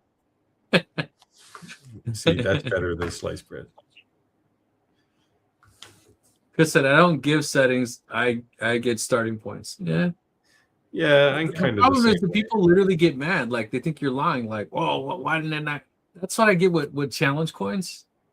We're like, what are the settings? I'm like, oh my God. I don't even answer that. When I post a challenge coin, they're like, what are your settings? I don't even answer. And it's because I'm just like, come on. You know, like yeah. Like Skyler, when she made her coin, I says, I'll give you my settings and you could start from there. I'll give you the order that I do things in. You can start from there. But I know that Skyler wouldn't just take that. She'd take it with a grain of salt, right? She knew that was like a starting point and she would do her own thing. But just because that's what I got. Especially when you're doing settings for galvo lasers, right? Because especially focus, right, is so like no one's going to get the focus exactly the same, and it's so critical.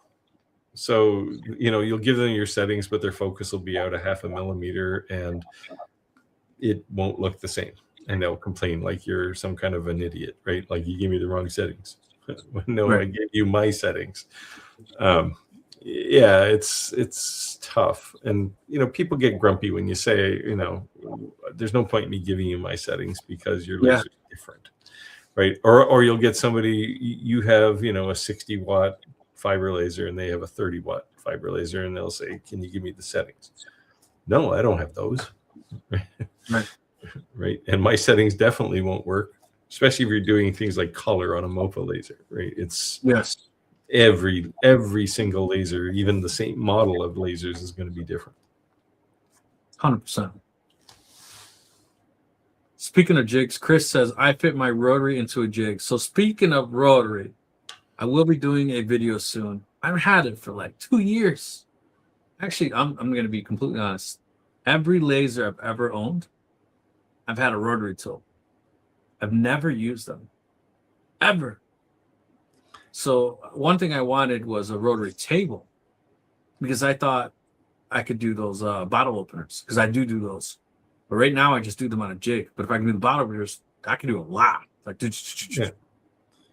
watch my video. I built one of those. And I saw it. And so I said that, and the laser manufacturer who had their 30 watt Rakis laser said, you want one of those? I said, yeah, I think that'd be cool. Next thing you know, it was in the mail. So but so I'll be doing that hopefully, and just kind of showing the importance of jigs, especially because somebody brought up, like, we're talking about doing these quantities. They expect us to have this like sweatshop of guys working for us doing intensive labor hours. No, it's a one-man crews. So the trick is doing enough to free up your time so you can do something else. Yes. Right? So that you're getting paid twice for the same hour. That's where you want to get to. Yep. Or 3 times. I've had times where I've got like 4 different machines running in my shop at the same time. That's pushing it a little bit, but if one of them's a 3D printer, that thing's going to be busy for 2 hours, right? So you don't really have to pay any attention to it. So if you want to do, if you have a shop and you want to do some kind of side hustle or business, one of those businesses should be some kind of 3D printing, because it's the easiest one where you can start something and not have to pay attention to it. Or be home. Yeah, you can't use a laser. You should not ever leave your house with a laser running. Yeah, you should not leave your house with a CNC. Leave sight of the laser, let alone your house, right? But a 3D printer, you could be at work running it from your phone. Yeah. That wasn't always the case with 3D printers back in the early days. Things like the A8 those things were like a fire hazard. Yeah, now you got AI monitoring and every Yeah, bell and I whistle. mean, they're You definitely literally have to lower the settings, right? Because it's too sensitive. Like, done wrong. Keep going. It's all right. Yeah, I mean, there's lots of companies make remote access to your laser too, and it's like, yeah, that is not a good idea. Yeah. You want to take this one, Steve? Oh, hey, it's Velf. Hey, friends, any thoughts on the snap maker? I assume you mean the U1. Looks like a nice laser. People seem to love them. I don't know what the price has gone up to, though. Let me see if I can find it. But there was a notification I got the other day that said the price was going up. But the nice thing is you can change, if you want to do color, it's the fastest way to do color, but you're limited in color. Tim said, have you seen the new replacement warranty on their tools, one-time replacement, etc.?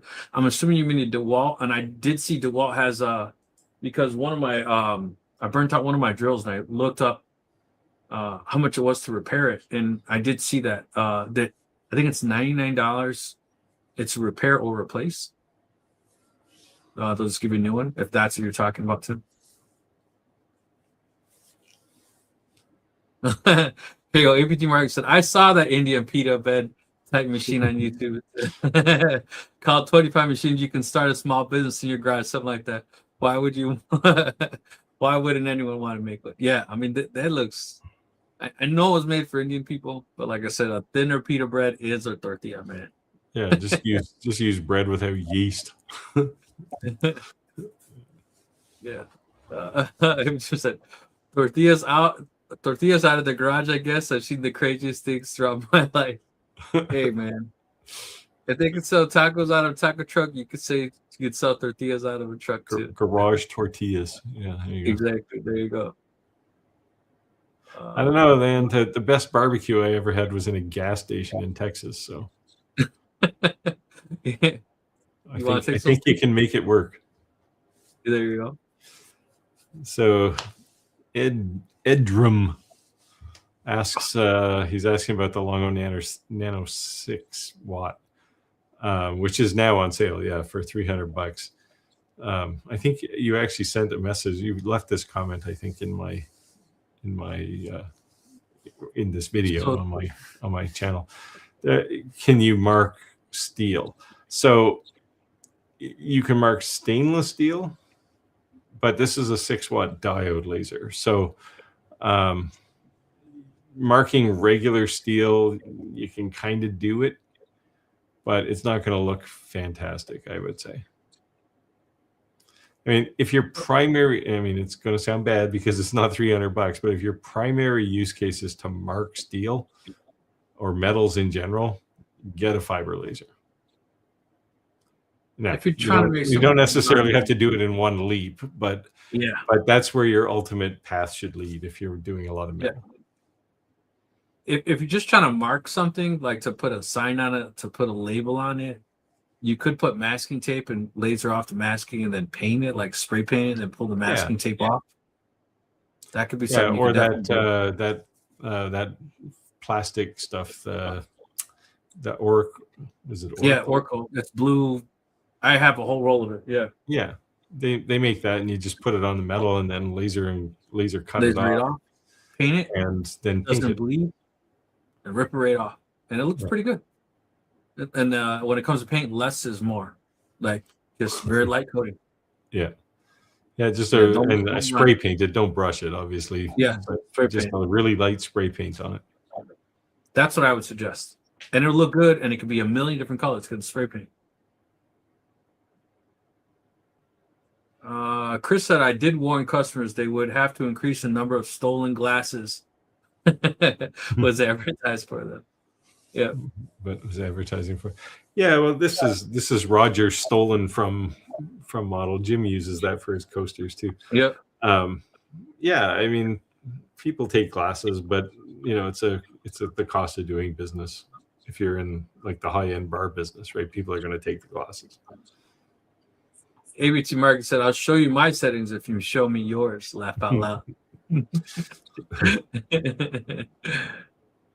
Yeah, it's just like, I mean, Clack had a really good library for the Omni UV laser, and UV, as long as you get focus, right? As long as the thing's in focus, his settings will work pretty well. Louisiana Hobby Guy has a pretty good extensive Yeah, library. he has a lot for diode lasers. Yeah.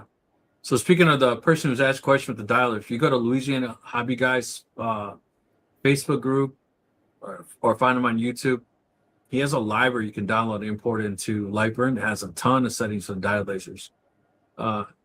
I'm pretty sure, Steve, you were as well asked from Longer to review that laser, and we all said no, including Skyler. But then the Nano, I reviewed the Nano. No, that little 6-watt, that little tiny one, that square one. Yeah, that's a Nano. Yes, yeah, we all said no. Yeah, I reviewed it. I reviewed it because it's a good entry level laser. No, not the Nano handle one, the open frame. Yeah, one of the little portable ones. Yeah, what did Longer call theirs? Anyway, yeah, I looked at it and went, yeah, I mean, it was like 6 inches or something, super small. I don't know. Yeah, well, the Pixie's pretty small too.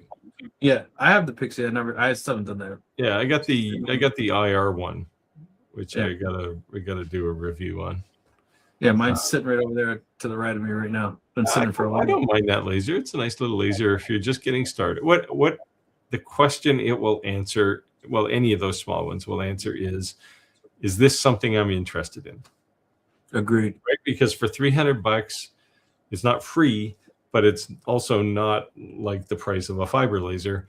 And you can kind of get a feel and go, okay, I see some potential here. I want something a little more impressive, right? So in software, in Lightburn, are you going to be able to grasp that, or is that just behind your comprehension, or can you deal with the frustration?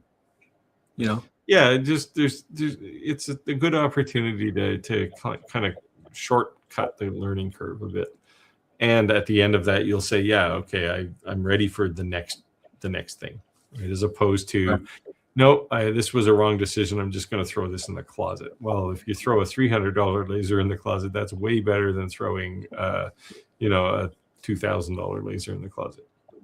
Agreed. Yeah. So, did they contact you about their new 3D printer and say to do a review? The ePrint? Yeah. Not yet. They sent it. They said they wanted me to do a review. I said okay. They said, hey, Rick, send me your address. I said okay. I sent them my address. That was like a month ago, and so then I sent them an email like, hey, what's going on? Well, they already had my address, so I don't know. Maybe they had my address too because they've sent me other stuff, but they asked me for it. So I told Ricky he could have it. So he's been bugging me, man. What's my 3D printer? I should actually send them a message. It's been a while since I talked to them. So yeah, when's my 3D printing going to show up? Ricky's been bugging me. I gave him my old Mac though, so he's a very happy little boy right now. Wait till he finds out he can't play any games on it. Yeah, that's what he said. Where are all the games, Dad? I said, there's no games on this. What? I don't play games. So Jim is asking Chris what type of glasses or what kind of laser he's using to engrave glasses. Curious. Yeah, I'm curious to know too. We didn't ask that. Santa said, Santa's leading grade said, that's why I argue the point that some people don't need to get into some different maker's world. The manufacturers all show it being so simple, and then you see millions of complaints. Yep. Yeah, I mean, companies, they're obviously, they're making money by selling things, so they're trying to make it sound fantastic. But when you think about what a laser is, it's not something you're going to pull out of the box, turn on, and do some kind of magic with, right? Like there's the learning curve there. But when you listen to manufacturers, that's not how they make it sound. Yeah, I think it's funny now how people who will know nothing about lasers, they say, oh, you have a laser? Like, yeah. Is it an X tool? Like, what you know about X tool? You know what I mean? But it's becoming a household name. You know what I mean? Right. Yeah, it's the Apple of the laser world, right? Like everybody knows them. It's good branding. But it's funny though that like they know absolutely nothing about lasers, but yet that'll come out of their mouth. Where did you hear? Like, how do you even find that out? Because do they have Well, TV commercials or like? No, because they advertise like crazy on YouTube, right? And Facebook and Yeah. Instagram. I see their ads up there too. So when people see laser, that's inevitably it's going to be an X-Tool ad. I thought that was just funny. Yeah. But it's become a household name, right? So Yeah. Tim says easy rotary in the world would work with the Ep1 way easy, way too easy.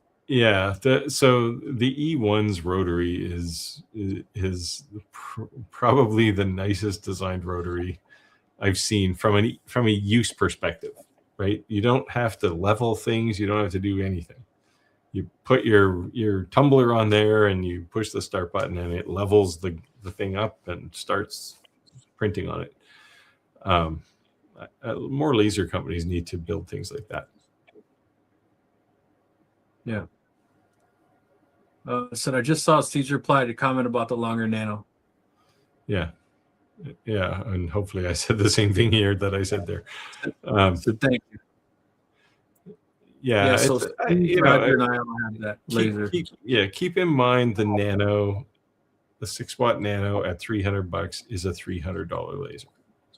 I use it to do slate coasters all the time, and I like it because it's not occupying one of my lasers to do something. And but you see the one you have is a 12-watt. Yeah.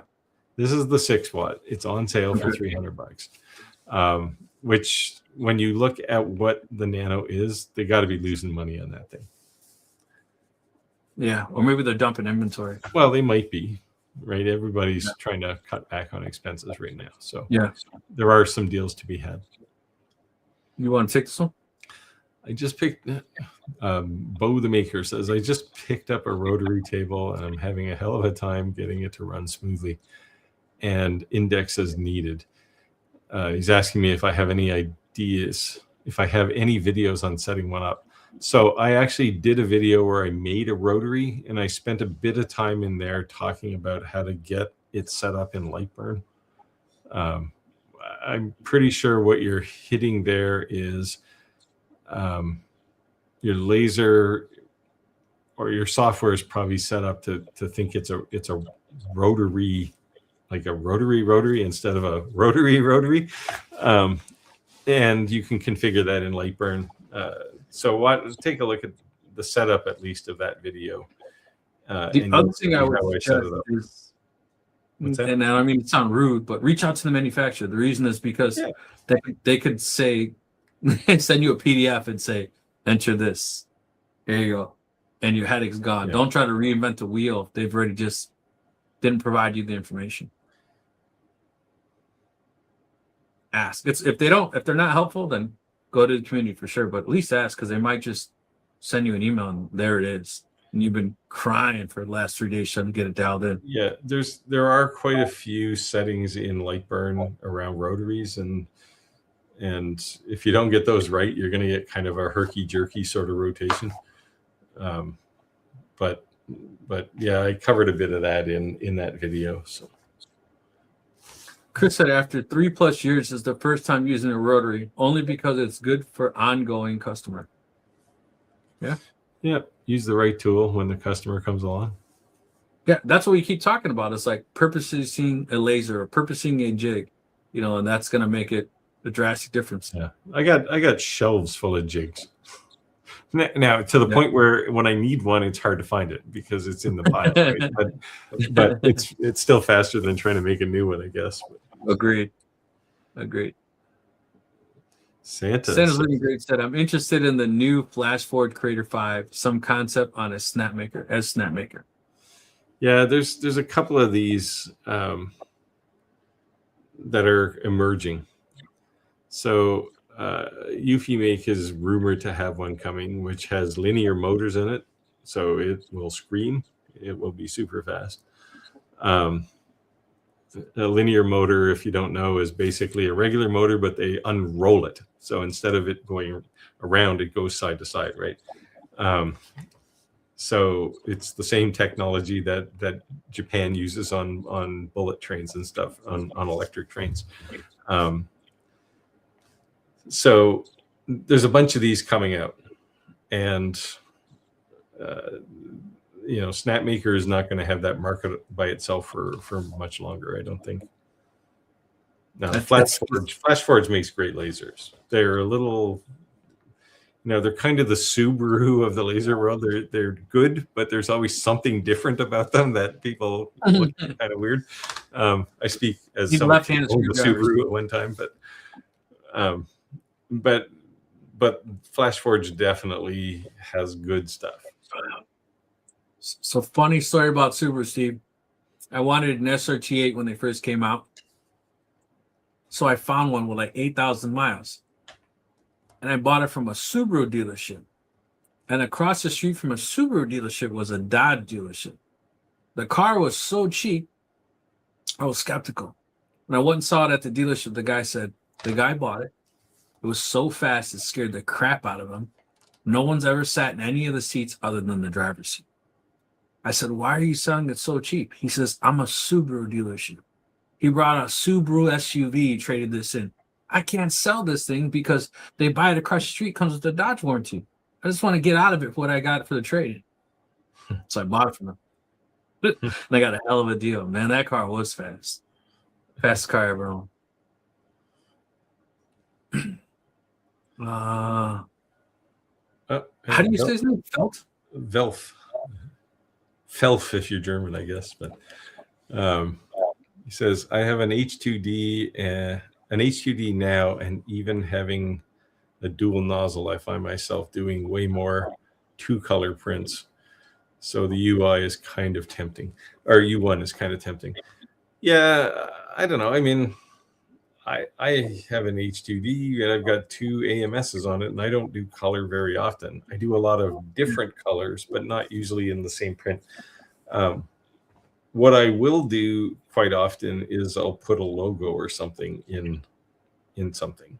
So if that logo is multicolored, yeah, I'll stick the logo in there. But for the most part, I print one color. It's mostly black or white, but I use the AMS for multiple materials, not multiple colors. So I do mostly 2-3 colors tops. So I do get the poop, but I'll try to listen to it when it tells me like which one should be in the same AMS and which should be in the opposite, because it'll tell you like if you didn't listen to it, it's going to cause these more changes and this much more grams of filament. So if I at least listen to it after I did the slice, that tends to create a lot less poop. Yeah, it's I guess Bamboo's not alone in doing that, because I think most of them will do that now. But now a U1 is a little bit different, right? Because you've got like 4 complete extruders with the hot end and everything. So you're never going to get any kind of purge, but you will only get up to 4 colors. Now, if Elf is using something that's 2 colors, then it might be perfect for him. But the bed's a little smaller. ABT Marketing said, yes, but food trucks are regulated by the Department of Health, and you can't have certain equipment is required. You need a kitchen where you can prep food. You can't prep in that truck. We're talking about prepping in a garage. We're not even talking about prepping. Yeah, we don't even have a truck. You're a level above what we're even talking about. We're below that standard. We're talking about like a CNC run the back run and printing tortillas in the front. He's got a truck. He's all that. We're not at that level yet. You're already a step you're rolling your corn dough on the floor. You're too far ahead of us. We don't have those investors yet. Chris says he's using a Sculpt Fun V5. Okay. All right, here we go. ABT Mark said, basic for most states. I know I looked into a food truck because business here in South Carolina, laugh out loud. You can't prep in the truck. That's crazy. That's a basic for most states. Now I looked at food truck business here. There's money to be made. I live in Oswego, Illinois, and the trucks did so good, the town dedicated a street to the trucks. and now the trucks all line up, and it's actually really good for the town because everyone go, and it's crazy because it's like Mexican food, Argentinian food, Puerto Rican food, and it's a street, and they're just, it's pretty cool. Yeah, and on Friday, Saturday nights, they're all playing music. People go there. It's like a street. Yeah, it's kind of crazy. Yeah, I don't even know how to say it. Yeah, it's a street truck taco party. But yeah, I don't think we have those restrictions here. I think you can. I mean, certainly you can prepare food. There's one not too far from me that they sell out every day. Yeah, and they make crazy things in there. Santa says, Velf, the FlashForge 85X is my first 3D printer experience since way back in college. Wow. I didn't know they had 3D printers way back in college. I didn't have any. I quickly find, even with the ability to use 4 colors, the single head design is making me only use one. Yeah, the 85 80X5 is a little bit different than something. Well, actually, it's the same. I think the same architecture as the C5. He's saying because of the waste. Yeah. I mean, this is the thing, right? You get a lot of waste. With something like the Snapmaker U1, you'll get no waste. There's not even a place for purge to go. So Velp, I'm with you with the whole AMS. I thought, it's going to hold a million different colors. And when Roger told me, like, no, it's just so all my filament's dry and it's like 2 colors. And I was thinking, like, that is stupid. I thought it was stupid until I was printing a lot. And then I'm like, no, that's smart. So. Yeah. When you go to bed and one roll has about that much filament left on it, one spool, and you know that the thing is going to stop in the middle of the night. Yeah. So now I have this. I love this thing. This Sunlu, this little dryer. It has 2 modes. It has the mode where you can just set it on like a normal dryer, but then it also has one where it just monitors it. And if it gets too high, it just kicks on. If it doesn't, it turns off. So like black, white, the 4 rolls I use all the time, there's 4 rolls of that in there. So as soon as the AMS Pro runs out of that roll, boom, I'm swapping them. Yeah. So you don't use an AMS then? You use that instead? No, I have two AMS Pros. Oh, you only use that for drying then? Yes, purely for drying. Yeah, and it was super cheap. So Bamboo is the next. I think the next release of Bamboo Studio will have the ability to dry while printing. Oh, that's cool. So it's coming. Enough people have complained about it right now. You will need both. Your AMS has to be powered. Right, so you had to buy but you got some power supplies, right? Yep. So if your AMS is powered, you can dry while you're printing. Yeah, I actually got an error message the other day. It said that my AMS temperature is so low it's going to affect the quality of the printing. And I'm like, what are you talking about? Is your EMS outside? Yeah. Like what's going on? That's like what I'm talking about. I'm like, I know my air turned on, but I'm like, it's not that cold in the basement. What it was is that this thing seemed like went the wrong way. It shakes a decent amount, like right, yeah. Like right. It's got Jello for feet. Yeah. So behind it was the power supply, and I think it kind of like pulled it out a little. So maybe the current wasn't real strong. Because it was on connectors. Oh, it was. Well, no, it'll get power off the bus that plugs into the printer. Right. So but not enough to run the dryer. Right. So I pushed it in all the way. It was a little loose. I think it was getting bumped from that thing jiggling a million times.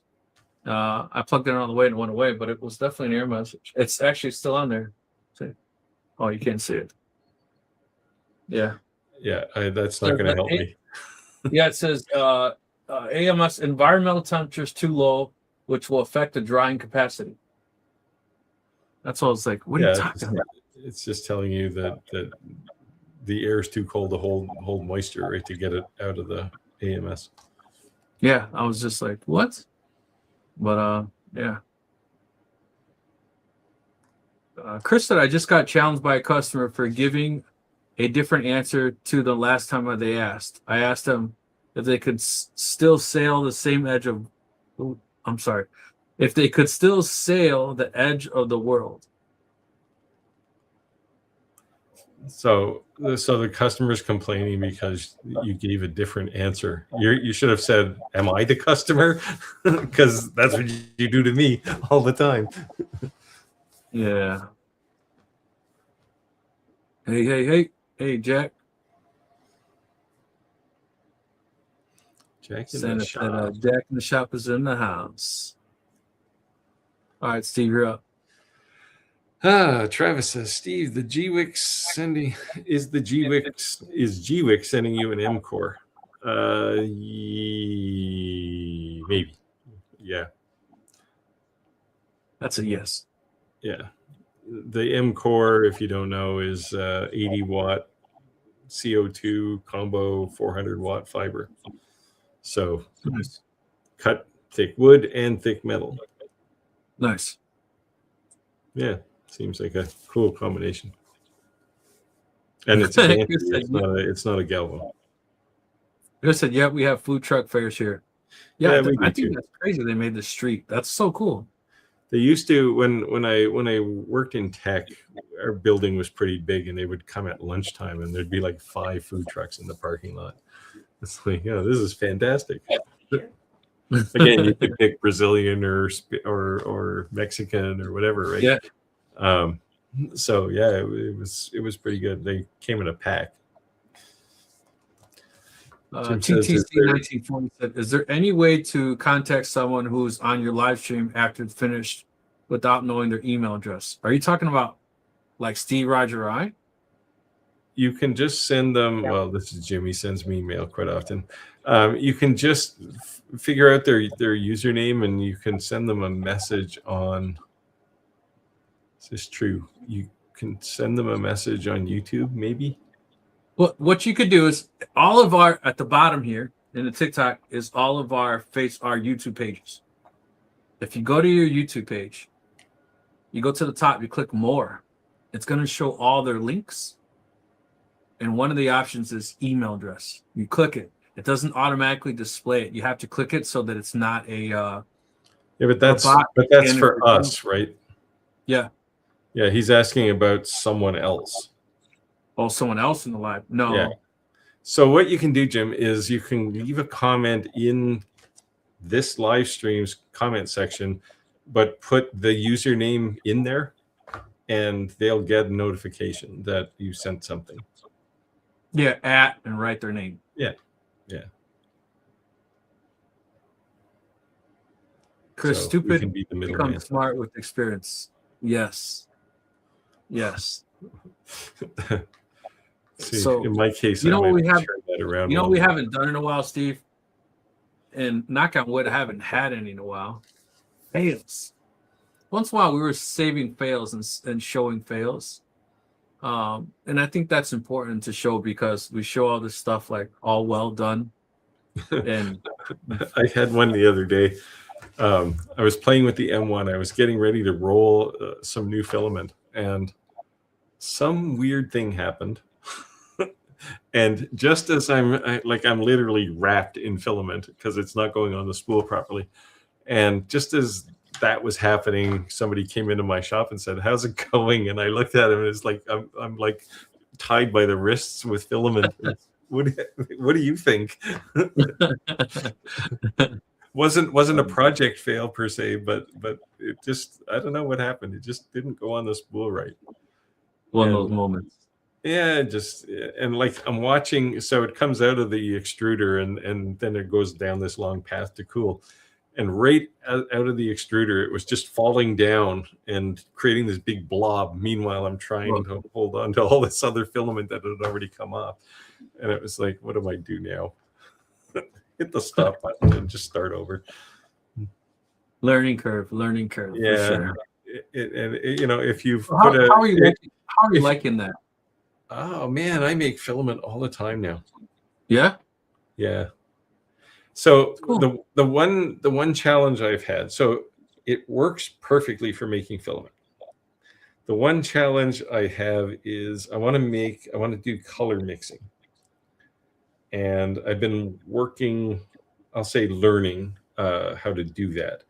because inevitably, like I said, I wanted to make this slightly reddish or yellow filament, and I made orange, even though it was such a small amount of red mixed in there. But Yeah. it's that kind of stuff. Color consistency is the thing, and I've been That's working cool. on a few processes. If I can kind of perfect it, I'll do a video just so people can, don't have to struggle the way I've been doing. But yeah, it works pretty well. Ep110 Mark, so there was a food truck park here where the owners of the park went to Commissary Kitchen for food truck owners to prep food out, and they rent out the spot in the park. Well, that's cool. So since you can't technically prep food in an actual legit business, let you use the kitchen because they know that they're going to get the business from all the different trucks. Makes sense. What does it say? If you can't win, join them. But there's a logic problem here, right? You can't prep it in the truck, but you can prep it in a kitchen 3 miles away and walk it through this polluted air to get to the truck and then give it to somebody. Yeah, that doesn't make sense. Governments, man, they're just messed up. Well, it looks like we're at time. Today went fast. Wow. It was a good live, dude. Doing fast, and I'm thankful that everyone said I did not have any issues and that it sounded great. So good. Yeah, your lips didn't leave your words once. But yeah, so have a good weekend, guys, with your family. Happy Easter, and thank you everyone joining live, and we'll see you on the next one. Steve, you want to say anything to close out? I do not, but thanks a lot. It was interesting tonight. All right. Thanks for joining me, Steve. It was a good one.